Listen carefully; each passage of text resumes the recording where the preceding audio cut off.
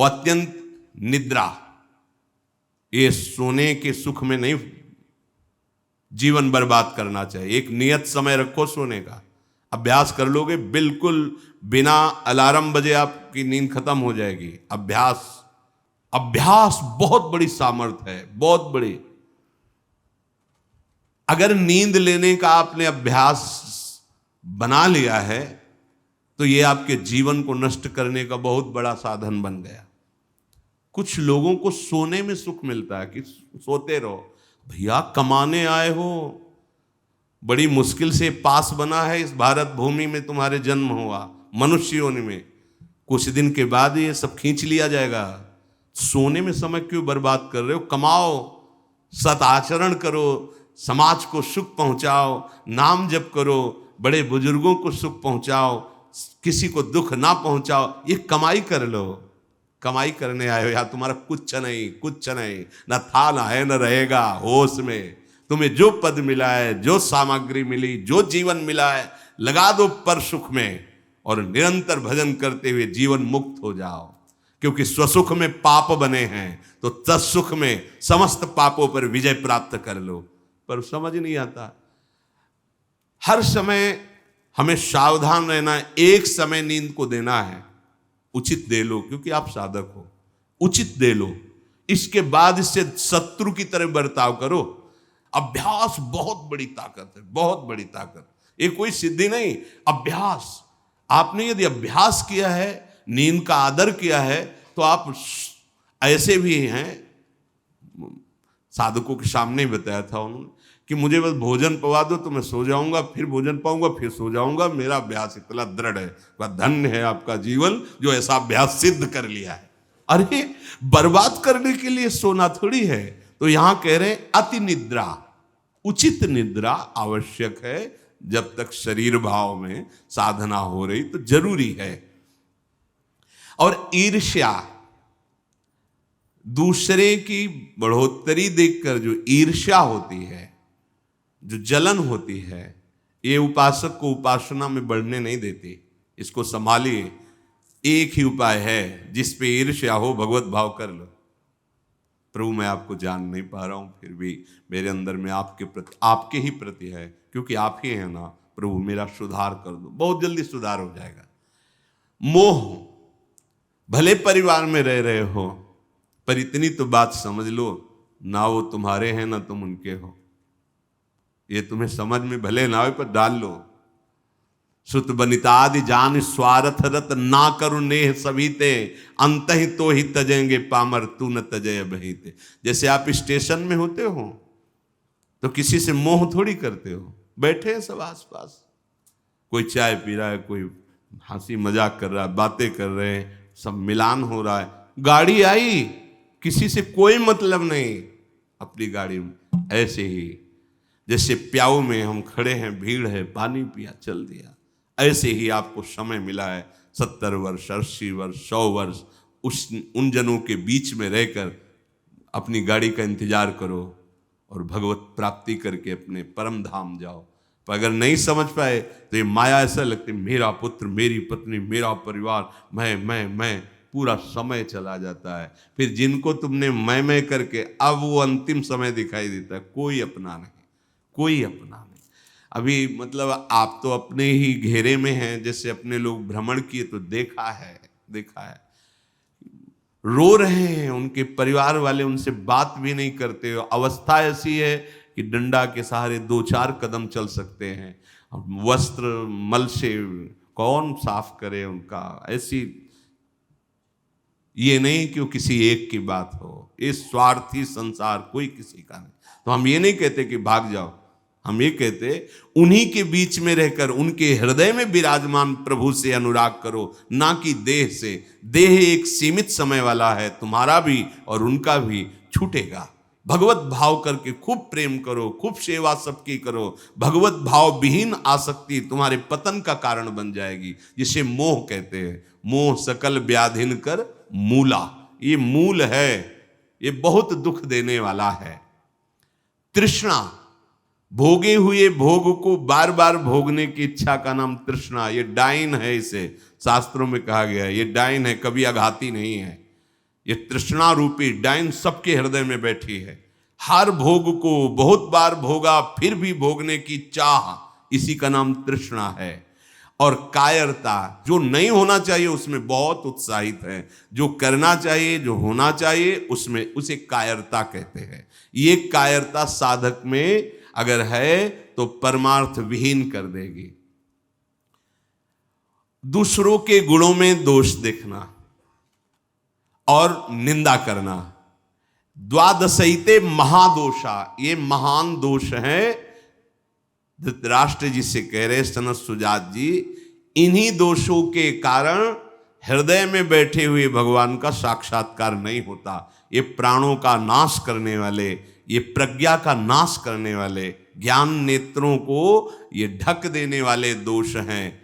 शोक, क्रोध, लोभ, काम, मान, अत्यंत निद्रा, ईर्ष्या, मोह, तृष्णा, कायरता, गुणों में दोष देखना और निंदा करना, ये 12 महान दोष साधक की साधना का नाश करने वाले हैं। भगवत अनुभव इन्हीं के कारण नहीं हो पाता। भगवान हृदय में है पर हमें अनुभव क्यों नहीं होता? इन 12 दोषों के कारण। राजेंद्र, जो लोलुप पुरुष, क्रूर कर्म करने वाला, कठोर वाणी बोलने वाला, कृपण स्वभाव वाला, मन ही मन दूसरों के प्रति जलने वाला और अपनी प्रशंसा करने वाला है, वो निश्चय ही भगवत मार्ग में नहीं चल पाता है, भगवत मार्ग का वर्ण नहीं कर पाता है। जो संभोग में मन लगाने वाला, हृदय में विषमता रखने वाला, अत्यंत अभिमानी स्वभाव वाला, दान दे करके जलन करने वाला, मैंने क्यों दे दिया, दान देकर जलन करने वाला, आत्म श्लाघा करने वाला और असमर्थ होकर अपनी बड़ाई, लंबी लंबी बातें करने वाला, ऐसा पुरुष भी परमार्थ पर चलने की योग्यता खो देता है। सच्ची हो या झूठी, निंदा करनी ही नहीं है। सद वा परिवादो ब्रह्मणस्य ना सस्यते नरक प्रतिष्ठास्ते वही श्यूर एवं कुर्वते जनाहा। बोले इसमें क्या, मैंने देखा ऐसा ऐसा ऐसा, तो शास्त्र कह रहा है कि तुम देखो भगवान को, सर्वम खलमिदम ब्रह्म ने नानास्ति किंचित, देखा तुमने? सत्य वस्तु को तो देखा नहीं। तो कह रहे सद वा परिवादो, झूठी हो या सच्ची, किसी की भी निंदा नहीं करनी। बोले हम तो सत्य बोलेंगे, तो सत्य को जाना तुम, सत्य एक है, सच्चिदानंद में है, उसको जाना। अगर उसको नहीं जाना तो तुम झूठे तो हो ही, तो तुम्हारी हर बात झूठी है। बोले नहीं, हम सत्य बोलते हैं, हमने जो देखा। तुम क्या देखा? जो देखना चाहिए वो देख पाए, जो नहीं देखना चाहिए वो देख पाए, तो तुम तो झूठा देख रहे हो, झूठा बोल रहे हो। सद वा परिवादो, बात सच्ची हो या झूठी, यदि वो किसी की निंदा है तो नहीं करना है। अगर करते हो तो नरक प्रतिष्ठास्ते वही स्यूर एवं कुर्वते जनाहा, निश्चित उसे नरक की प्राप्ति होती। ये सनत सुजात जी महापुरुष बोल रहे हैं। जो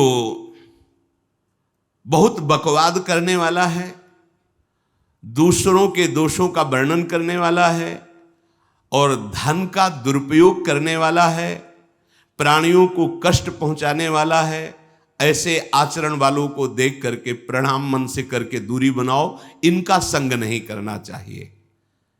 इसलिए वो धन्य है जो सब प्रकार की कुचेष्टाओं का त्याग करके एकांत मन से भगवान श्री हरि की उपासना करते हैं। ना किसी से स्तुति, ना किसी से निंदा, ना किसी से राग, ना किसी से द्वेष। वो महापुरुष बालवत हो जाते हैं, बालवत, निर्विकार, ब्रह्म का साक्षात्कार करके बालवत चेष्टा के द्वारा जीवन व्यतीत करते हैं। वेदों में इसी स्थिति को जीवन मुक्त अवस्था कहते हैं। हे राजन, सच्चिदानंद परब्रह्म की प्राप्ति ही इस जीवन का परम लक्ष्य है। जो इस लक्ष्य को निश्चित करके जो बताए हुए दोष हैं उनका त्याग करके, असाधनों का त्याग करके साधन में स्थित रहता है, निश्चित उसका स्वभाव बालवत। बड़े बड़े महापुरुषों को देखे एकदम निर्विकार, बालवत चेष्टा, बोधवान होते हुए भी अबोधवत चेष्टा। जैसे बच्चा न किसी से राग न किसी से द्वेष, खेल रहे स्वाभाव। जीवन मुक्त महापुरुष कर्ता और भोक्ता भाव से रहित होते हैं, कोई भी दोष उनका स्पर्श नहीं करता, वो जगत मंगल करते हैं। वही स्थिति अपने को प्राप्त करने का समय दिया गया है। बहुत सावधान, बड़ा झूठा खेल फंसा के हमारे समय को नष्ट किया जा रहा है। बस फंसा के हमारे समय को, चतुरता यही है कि आप अपने समय को बचा लें। कैसे? रामय भजय ते चतुर नर, जो प्रभु का स्मरण कर रहे, नाम जप कर रहे, धन्य है उनका जीवन। और यही जीवन धन्य होने के लिए हमें अवसर मिला है। चूको मत, लक्ष्य को रखो दृढ़। एक क्षण भी कभी सुख नहीं मिला जिसे सुख कहते हैं। किसी भी योनि में, किसी भी लोक में जब आप राधा राधा राधा एक एक वृत्ति लगी हुई, उस समय जो परमानंद उठता है वो किसी लोक में नहीं है, कहीं भी नहीं है। विश्वास कीजिए, केवल भटकना है, केवल समय बर्बाद करना है, केवल निराशा हाथ लगनी है। अब ये समझ में आ जाए, अभी तो समझ में आ रही है, लेकिन जब भोगाकर्षण और भोग समीप होते हैं तो उनकी ऐसी आकर्षणमयी वृत्ति है कि हम भूल जाते हैं क्या करने जा रहे हैं, क्या कर रहे हैं, क्या करना है, भूल जाते हैं। भूलना ही मृत्यु है, विस्मृति ही मृत्यु है, स्मृति ही अमरत्व है। अगर स्मृति चल रही है, आपकी स्मृति जागृत है, तो कोई भी भोग आपको सुखद नहीं लगेगा, है ही नहीं सुखद। मान लीजिए है ही नहीं सुखद। क्लेश, अशांति, पश्चाताप, चिंता, दुख, तृष्णा, ये सब एक साथ हृदय को जलाती हैं। पर अभी शीतलता नहीं मिली भगवत चरणारविंद की, इसलिए इसी जलन को शीतलता समझते हैं। जब गांव में गुड़ बनाया जाता है तो उसके ऊपर फेन निकलता है, उसको जब बच्चे चाटते हैं ना तो आनंदित होकर नाचते हैं, मीठा है, अच्छा है। अगर उनको रबड़ी मिल जाए फिर उसको कहा जाए तो नहीं। ये जो भगवदानंद का अनुभव करने वाला मन बुद्धि है, वो एक है, हरि बिनु छिन न कहो सुख पायो। बैठा लो हृदय में। कल महाराष्ट्र के संत आए तो तुकाराम जी का एक हिंदी में अभंग बोला था।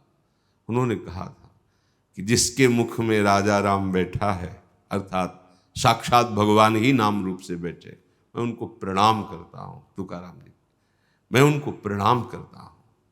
ये जितने महाभागवत हुए नाम के बल से हुए। ये नाम अमृत है, नाम अमृत है, हरि नाम अमृत है, राधा नाम अमृत है, सुधारसम है। मान लीजिए, मान लीजिए, कहीं सुख नहीं, समय बर्बाद हो रहा है। 50-50 वर्ष की आयु हो गई, 60-60 वर्ष की आयु हो गई, वही चिंतन भोगुम। कितने जन्म हो गए यही चिंतन करते हुए, है नहीं मिला। दुख तो दुख है ही, यहां का सुख जो भास रहा है वो भी दुख है। जिसे तुम सुख समझते हो, ये सुख नहीं, सुख की छाया है, समझ पड़ती नहीं, ये गिरधर की माया है। जिसे तुम सुख समझते हो ये सुख है। जैसे अपनी वृत्तियां कहां जा रही हैं? शरीर में सुख, शरीर संबंधियों में सुख, शरीर भोगों में सुख, धन में सुख, मान में सुख। मान में सुख है, प्रतिष्ठा में सुख है। कैसे जानोगे कि तुम प्रतिष्ठा में महान दुख है, घोर बंधन है, एक यंत्रणा है। अगर इसकी चाहत है तो एक यंत्र, जैसे नरक यंत्रणा, ऐसे एक यंत्रणा है, एक दुख है, आपकी स्वतंत्रता का नाश। स्वच्छंद रूप से आप नहीं, ये आप इसको सुख समझते। अगर इसकी चाह है तो घोर दुखद बात है। एकमात्र भगवदानंद में ये बहिर्मुख करने वाली वृत्ति, मान प्रतिष्ठा का सुख, ये भयानक दुख है। समझ में नहीं। सम्मानम कलयाति घोर गरलम, समझ में नहीं आ रहा। प्रतिष्ठा सुकरी विष्ठा, गौरवम घोर रौरवम, ये उन महापुरुषों के वचन है जो उस आनंद का अनुभव। हम कह रहे यहां का दुख तो दुख है ही, यहां जो तुम सुख मान रहे हो वो भी घोर दुख है। यहां की संपत्ति विपत्ति है। जिनके पास बहुत वैभव, चैन से नींद नहीं आती। अब उतनी स्थिति से नीचे वो जी नहीं सकते। ऊपर की आकांक्षा है और ऐश्वर्य बढ़े, कोई विश्वासघात न कर दे, कई तरह की चिंताएं, भय उनके हृदय में। मुझे जाना है यहां से, भगवत प्राप्ति करनी है, भगवान नाम जपना है, इसकी सुध भी नहीं है, शुद्ध भी नहीं है। यहां की संपत्ति घोर विपत्ति ही है। अच्छा, कितना भी एकत्रित कर लो, जाओगे तो पास कुछ नहीं, क्या फायदा। विदेश में है, खूब बटोर लो सोना, खूब रुपया बटोर लो, लेकिन जब तुम अपने देश को चलोगे तो सब छीन लिया जाएगा। बोलो फायदा क्या हुआ पूरे जीवन मेहनत करने की। ठीक यहां ऐसे ही है, रहना नहीं देश बिराना है, संतों ने गाया। जाना है यहां से, जाना है। ये संपत्ति भी विपत्ति है। कैसे विपत्ति है? विपत्ति का स्वरूप क्या होता है? भगवत विस्मरण का हनुमंत विपत्ति प्रभु सोई, जब तो सुमिरन भजन न होई। जिसके दिमाग में संपत्ति का महत्व बैठ जाता है, भगवत स्मरण परायण हो ही नहीं सकता, नहीं हो सकता। ये संपत्ति का चिंतन, धन का चिंतन रजोगुण की वृद्धि करके उससे कामादि दोषों में, वासनाओं में फंसा देता है। ये बड़ा सूक्ष्म विषय है। यहां का दुख तो दुख है ही, यहां का सुख भी दुख है। यहां की संपत्ति विपत्ति है। जितनी भी भोग सामग्रियां हैं, ये सब सत्य वस्तु से विचलित कर देने वाली हैं। स्वर्ग नर्क सब घूम करके आया हूं, हरिराम व्यास जी कह रहे, ये सब देखा है। ये कब अनुभव होता है? जब भगवदानंद की स्थिति होती है ना, पूरा जन्म जन्मांतरों का अनुभव होता है। पिछले जन्म में क्या थे, क्या क्या कर्म हुए, क्या कैसा, सब वो दृष्टा सब कुछ देख लेता है। तभी घोर वैराग्य, दृढ़ स्थिति, प्रभाव नहीं नहीं नहीं, बहुत कृपा से ऐसी ऊंचाई पर आ गए जहां इन द्वंद्वों का प्रवेश नहीं, तो अब फिसलना नहीं, नहीं अब चूक नहीं, हर समय सावधान, सेवा सुमिरन सावधान, हर समय सावधान। एक सेकंड के लिए भी किसी इंद्रिय को छूट नहीं, धोखा पैदा कर देगी, भ्रम पैदा कर देगी, फिर पश्चाताप होगा। लोक चतुर्दश बहुविधि भटक्यो, स्वार्थ लगी मैं हरि बिसरायो। 14 भुवनों में स्मृति जागृत है। जो भगवत साक्षात्कार करने की स्थिति है, उसमें ऐसी स्मृति सब दिख, जैसे काकभूषण जी कह रहे, मुझे सब कल्पों का याद है। जिस समय अंतिम समय होता है जीव का, या जिस समय गर्भ में होता है, दोनों स्थितियों में, गर्भ में उसे बहुत जन्मों की याद आती है, तो वो व्याकुल हो जाता है। ऐसे ऐसे कर्म उनके परिणाम से इस गर्भ में, एक बार प्रभु, एक बार मुझे निकाल दो, मैं जाकर के मानव देह में ऐसे सत्कर्म करूंगा, ऐसा भजन करूंगा कि दोबारा मां के गर्भ में ना आना पड़े। जब अंतिम समय होता है तो जितने इस जन्म में दुष्कर्म या सत्कर्म के सब सामने घेर लेते हैं। बहुत जन्मों के कर्म संस्कार छा जाते हैं, और जो उसको योनि मिलनी होती है वही चित्त अटक जाता है। आगे बहुत सावधान, बहुत सावधान। कह रहे हरिराम व्यास जी, 14 लोकों में घूम कर, मेरी स्मृति इस समय जागृत, 14 लोकों में घूमा हूं, हर जगह सुख भोग की लालसा में हरि का विस्मरण ही होता रहा।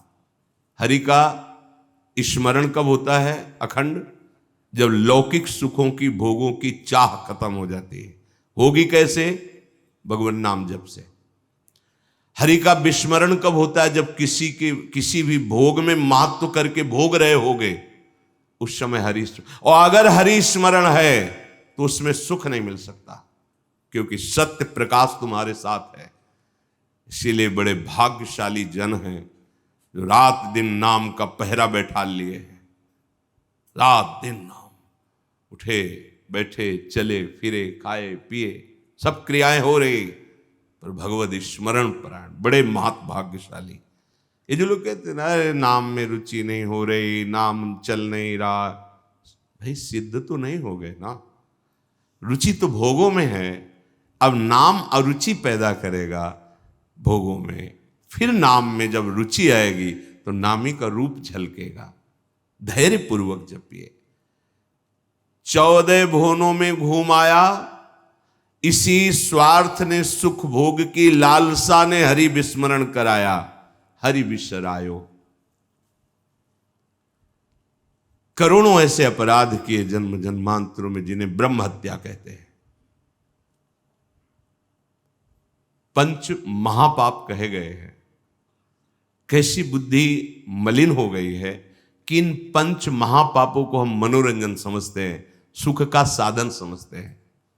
मदिरा पीना, पर स्त्री गमन करना, द्वित कीड़ा, हिंसा, स्वर्ण चोरी, ये 5 महापाप के। बोले हम तो हिंसा नहीं करते, अगर मांस खाते हो तो हिंसक ही हो, वही दंड मिलेगा जो हिंसा करने वाले को मिला है। वैसे जैसे कोई गौ हत्या करता है और आप मांस खाते हैं, तो बिल्कुल वही हत्या आपको प्रताड़ित करेगी, आपको जलाएगी, आपका नाश करेगी। कोटि गाय ब्राह्मण मारे को, ताप पाप उपजायो। ब्रह्म हत्या जैसा पाप लगता है। देखो कैसी मलिनता है। इसको हम आनंद समझते हैं, मनोरंजन समझते हैं। यह है भारी विपत्ति संपत्ति की। बहुत बहुत सा